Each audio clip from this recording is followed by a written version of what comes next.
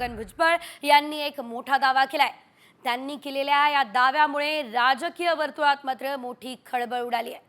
ED पासून मुक्तीसाठी भाजप सोबत गेलो असा मोठा दावा छगन भुजबळ यांनी केलाय। राजदीप सरदेसाई यांच्या 2024 the election that surprised India या पुस्तकामध्ये त्यांनी हा दावा केलाय। माझ्यासाठी ईडी पासून सुटका म्हणजे पुनर्जन्म असं भुजबळ म्हणतात। याशिवाय ओबीसी असल्याने कारवाई झाली असा दावाही छगन भुजबळ यांनी यावेळेस केलेला आहे।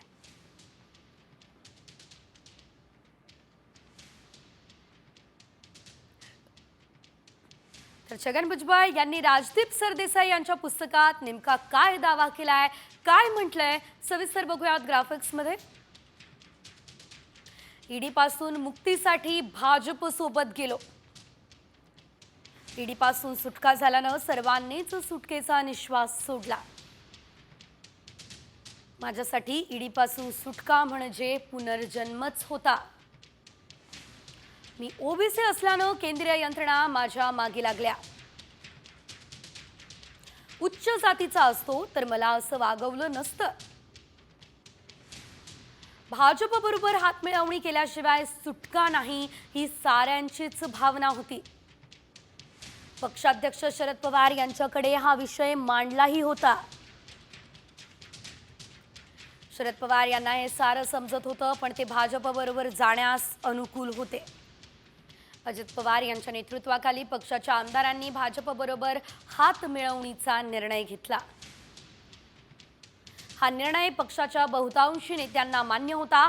भाजप बरोबर गेल्याने ईडीच्या जाचापासून कारण साऱ्यांचीच सुटका झाली। अतिशय मोठा दावा खरं तर यावेळेस छगन भुजबळ यांनी केलेला आहे। सर्वांचीच भाजप सोबत गेल्याने सुटका झाली आहे असं या ठिकाणी छगन भुजबळ म्हणतात। त्यामुळे आता राजकीय वर्तुळात यामुळे अनेक तर्कवितर्क लढवले जात आहे। चर्चा सुरू झालेली आहे। राजदीप सरदेसाई यांच्या पुस्तकामध्ये हा अतिशय मोठा दावा करण्यात आलेला आहे।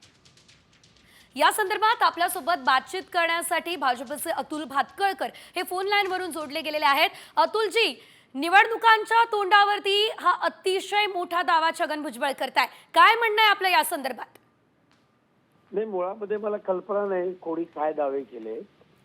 छगन भुजबळांनी दावा केलाय का राजदीप सरदेसाईंच्या पुस्तकात केला गेलाय?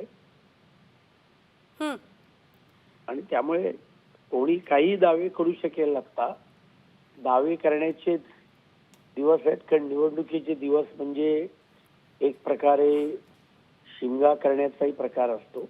आणि त्याच्यामुळे भारतीय जनता पार्टी म्हणून मला विचाराल तर कोणी काही दावे केले तरी सुद्धा त्याला काही फार मोठं महत्व आम्ही देतो अशातला भाग नाही।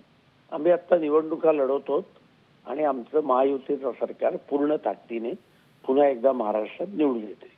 मात्र हे जे दावे करण्यात आलेले आहे, कारण थेट म्हटलेलं आहे सर्वांची ईडीपासून सुटका झाली कारण आम्ही भाजप सोबत गेलो, याचा परिणाम कुठेतरी निवडणुकीवर दिसेल असं आपल्याला वाटत नाही का? कोणाची सुटका झाली आहे? त्या भुजबळांवरच्या केसेस मागे घेतल्या का? कोणावरची केस मागे घेतलेली नाहीये। आणि त्याच्यामुळे एक लक्षात घ्या तुम्ही की अनिल देशमुख सुद्धा आरोप करतायत, तुम्ही म्हणताय तसं भुजबळी काही दावे करतायत। जे हर्षवर्धन पाटील असं म्हणायचे आणि म्हणून मी बीजेपीत आलो असं म्हणायचंय, ते हर्षवर्धन पाटील सुद्धा बीजेपी सोडून गेले, तर त्यांना आता कुठलं काय आहे? आणि त्यामुळे सगळ्यांच्या दृष्टीने ईडी एक त्यांनी हत्यार बनवलेलं आहे आपापली राजकीय बाजू मांडण्याकरता। ईडी निपक्ष अशा प्रकारे काम करणारी संस्था आहे। आपल्या देशाच्या न्याय व्यवस्थेमध्ये कधी ना कधी जामीन मिळतोच आणि तो मिळायलाच पाहिजे। जामीन मिळणं हा एका अर्थाने आपला अधिकारच आहे। आणि त्याच्यामुळे अशा दाव्यांना आम्ही काडीत काही महत्व देत नाही। निश्चितच धन्यवाद, तुम्ही आमच्यासोबत बातचीत केली त्यासाठी।